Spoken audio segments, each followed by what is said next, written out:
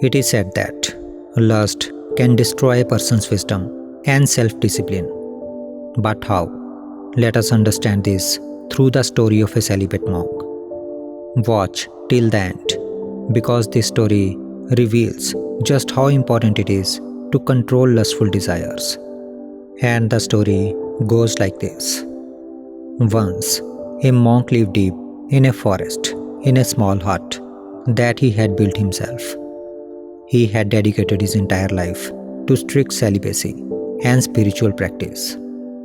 One day, a king came to that forest for hunting, but after hours of searching, he could not find any prey.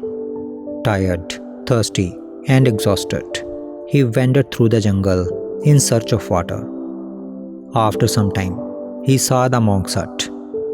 Hoping for food and water, he walked toward it. But as soon as he reached the door, he collapsed there from hunger and thirst.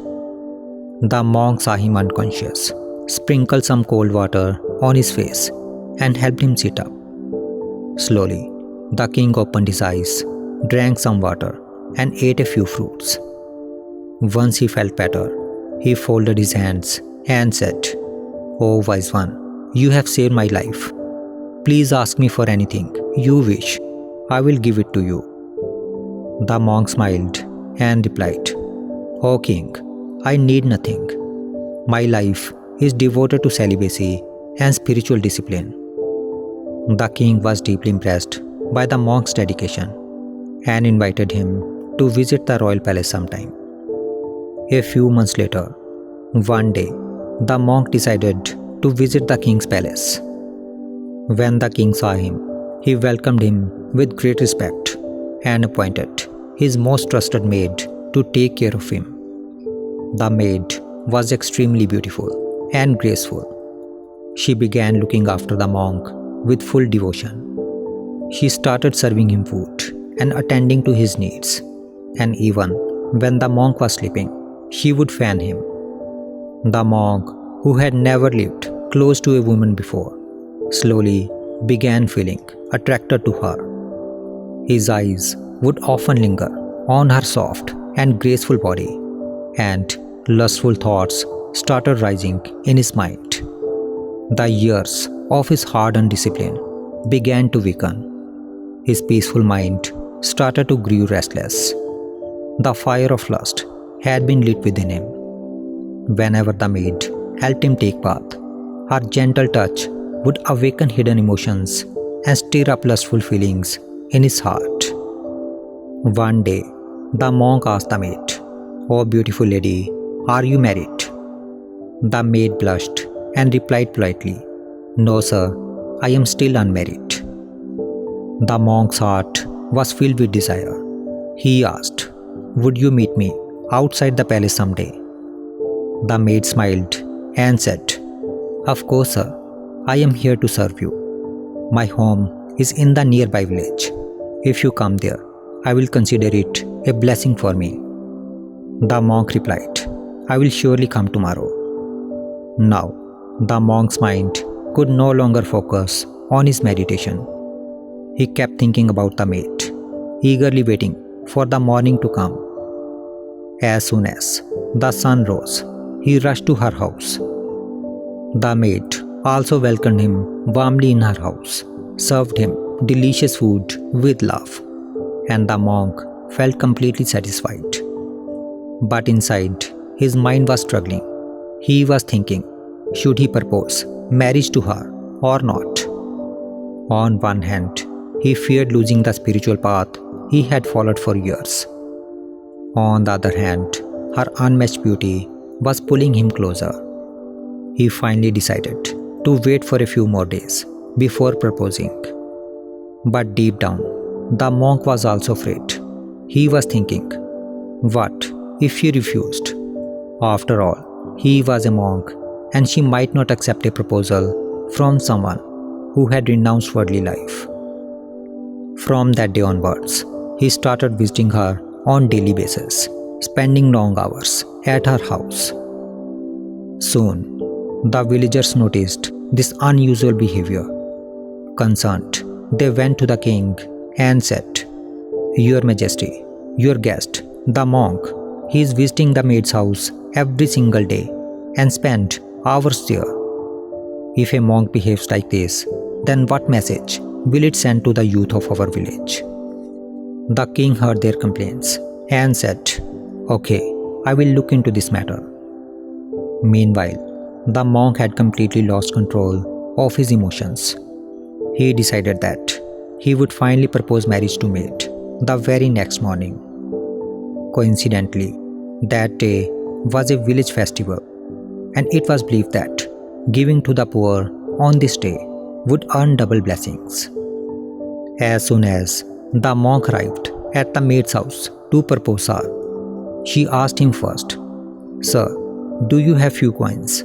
I want to donate it to the poor and earn some blessings today." The monk replied, "I don't have any coins, but don't worry, I will ask the king. How many do you need?" "Just 4," she said.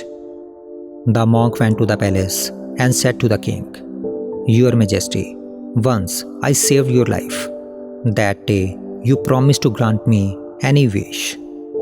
Today I have come to ask for something." Though the king's respect for the monk had faded, but still he replied, "All right, what do you want? Tell me." The monk was about to ask for 4 coins, but then a thought entered his mind. Why should I ask only for 4 coins? Why not 8 or 16? And why not ask for 1,000 coins? The king owes me his life. He will surely give me anything I ask. In fact, why stop at coins? Why not ask for the whole kingdom? Thus, I could become the king and make the maid my queen. Then I can marry her easily. Blinded by lust and greed, he finally said, "Your Majesty, I want your entire kingdom." The king was shocked and furious. He was already upset by the complaints from villagers about monk. He shouted, "You hypocrite! You already lost your dignity, and now you dare to ask for my entire kingdom." He immediately ordered his soldiers, "Put this man in prison for life." And so, in the end, the monk lost everything. He lost his years of penance, his respect, his honor, and even his freedom, just because he could not control his lust. If we see in the world around us, we will find that lust has become one of the biggest reasons behind the downfall of today's youth. Whether it is students, teenagers, or even elders, many are getting trapped in it. You open the internet, and more than 70% of the content is filled with porn. It is everywhere: social media, websites, short videos. And without even realizing it, people get addicted to it. Most people watch such content when they are alone. That's the time when these thoughts start to take over our mind. But remember this: whenever such thoughts come to your mind, engage yourself in some work immediately. Get up, leave that place, go for a walk, call a friend, or sit with your family.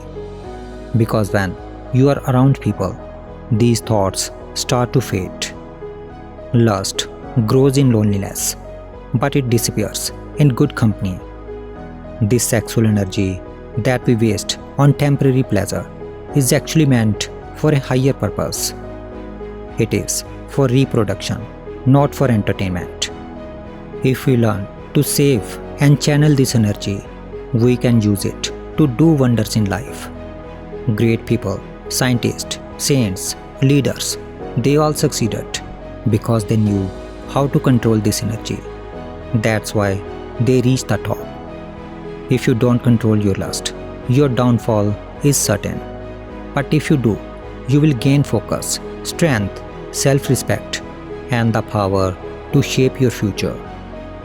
So, make the right choice today, because when you rise above your desires, You rise above the ordinary and move closer to your true potential.